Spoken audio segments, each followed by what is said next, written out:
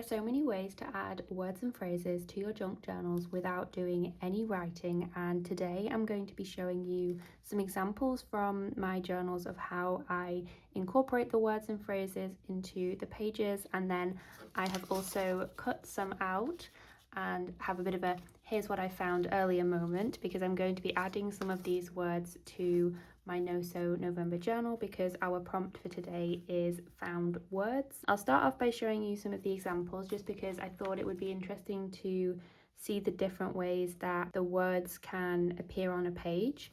So one of my favorite ways to add them is to take them from books and cut them out and make sort of little poems from them, or just little phrases, so reassembling them. And this really works well if you've got a smaller journal as well, because you can pick out different words and phrases from that. So I've done this on a few of the different pages here and made them the focal point of the page itself. I just like the way that it stands out on a page. So you can add a few different words, or you can also just add a short phrase. This was from an old book and I just really liked the font and the colour of this, so I decided to add it as a text element here and just as a bit of a focal point for the rest of the page, and then everything else is kind of anchored around it. So there's lots of different ways that you can include the words and phrases on your pages. And this is another example here. This is one of my favourite pages that I created from the junk journal January that I did this year, and I just really love the way that it is sort of all centered around this focal point of the flower there. And so it's just really lovely to spend some time just going through, if you have like old books, you know, from like charity shops and things, and just cutting out different words and phrases that you're drawn to, and then when it comes to actually adding them to a page, you can then add them and sort of shuffle them around and see what you think might fit the page that you're working on. And here's an example where I've just used the one word and I really liked the font of it, so I just wanted to make that pop on the rest of the page, and it creates a little bit of like breathing room and negative space when everything else is so busy on this section of the page here. Sometimes I find that it works well if you don't want to do any imagery on a page, so this is purely just a background with, as you can see, there's a lot of texture going on here. This is my junk journal July, and I've just added them in the corner here, so your eye is immediately drawn to this section of the page, and I've just cut them up into little sections. So sometimes I'll do longer pieces, and then if I want to emphasize a certain word, I will cut them into shorter snippets as they go throughout the page. So I think this is another one of my favorites of how I've included them as well. But you don't have to make little like poems and things like this. You can just also use the larger words and phrases. So if you have like magazines or leaflets, they're prime for cutting out things like this.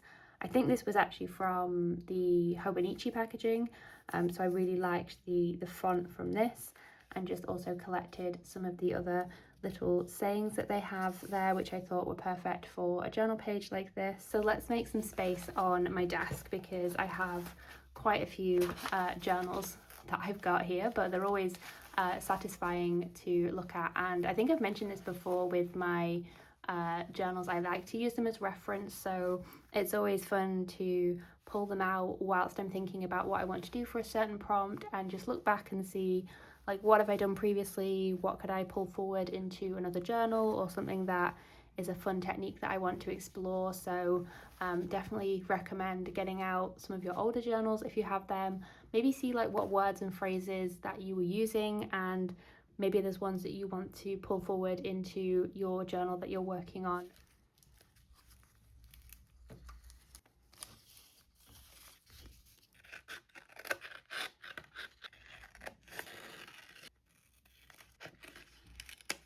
So as you can see, I've got a variety of different fonts here and also sizes. So some text is quite large in comparison to this journal, and I've got some smaller pieces as well, like even this where I picked it out just because it said the word unity. So I thought that that would be interesting. And you don't always have to cut out the entire word as well. Sometimes you can leave it like this, where you've got the word and then, you know, just use some of the extra collage pieces as a bit of interest as well.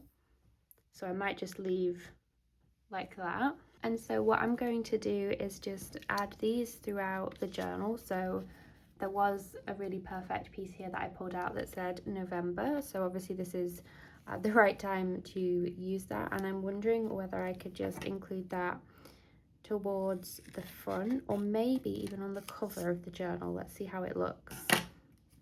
So I can either pop it here and maybe have it there, or I could put it directly on the cover as well, but I'm not sure if that's a bit too bold.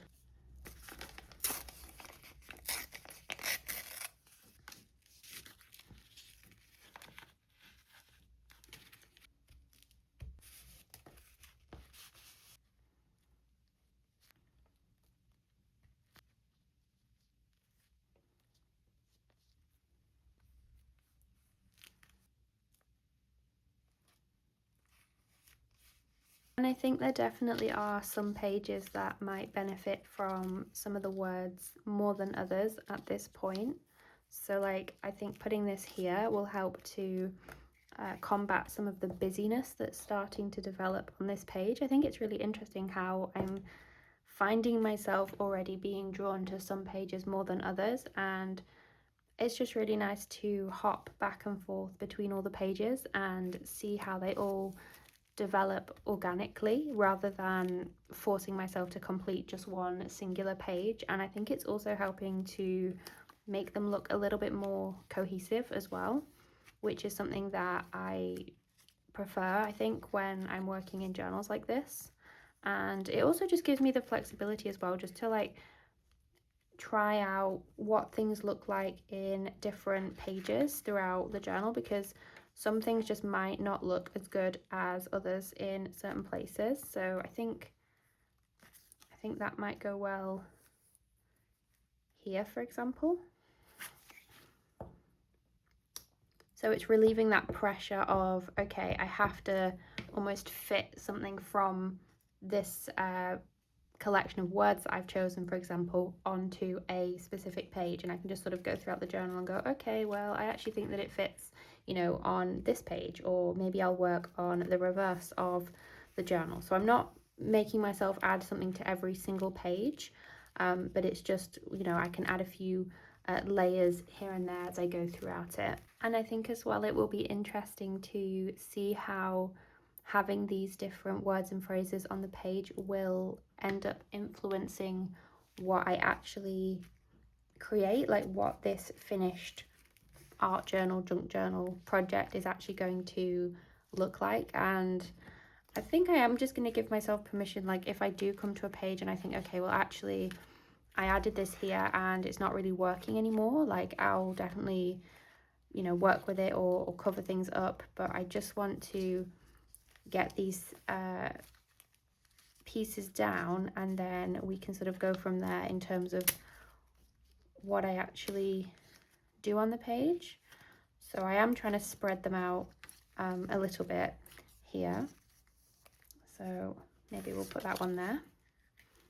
And some of these I do just like the font as well. It's nothing necessarily about the particular words or phrases, although I do find that I am drawn towards the words that are used in gardening books a lot. I don't know if it's just because obviously I have a collection of those anyway, with, you know, having florals and things in my artwork, but they tend to lend themselves nicely to the pages that I create with the themes that they've got going on. So let's add this one extra little piece here. And sometimes if I've added book text to a page and then I come to work on it, I will sort of read what's on there first sometimes and then see if there's anything that I want to circle. So I'll show you an example of that in my journal here. So let's see, like this, I just put this as a collage piece, but then I've circled there paper of ordinary, just because I thought that that was interesting. So there's different ways that you can use the words and phrases. You don't even have to add them directly onto a page. You can just find them from the collage papers that you've been adding and just see how that impacts the pages you make as well. So you could just grab a pencil like I've done and just circle things, and I think it's just a really interesting part of the process, especially with having it at this stage where it's quite early on in terms of the prompts that I'm working on for this journal. So now that I've added my words and phrases, I haven't added loads. I've added a little November there to the front just because I thought that was fitting. And then I've just got a few, I've spread them throughout. So I've got making there, and then I've got collection, and then I've got adding colour as well. And I will probably emphasize maybe the creating there as well. I've got a bit of a more high impact thing there, the with love from a paper bag. I've done a smaller little cluster of the words there, and then I've also added one here onto what is the wraparound tip-in, and another one there, decisions. Not sure about that one, but I just really liked the font, so we'll see how that goes. That will be like decisions, will we actually keep decisions? So yeah, those are the words and phrases that I have added for the prompt of found words. So let me know what you have included for this prompt in your journal. I'd love to know where you've collected the words and phrases from. Are there particular ones that you like to include within your journals? And I will see you in the next one.